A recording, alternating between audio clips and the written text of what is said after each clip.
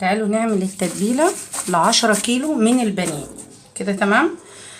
دي ميه بصل. بصي هي كانت في الفريزر فعشان كده عامله صوت، لكن مش تفل البصل.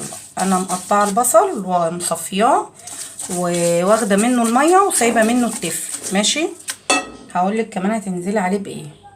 معايا كوبايه كبيره من عصير الليمون. انا كده معايا ميه بصل، معايا كوبايه كبيره من الليمون، عصير الليمون، معايا نص كوبايه خل.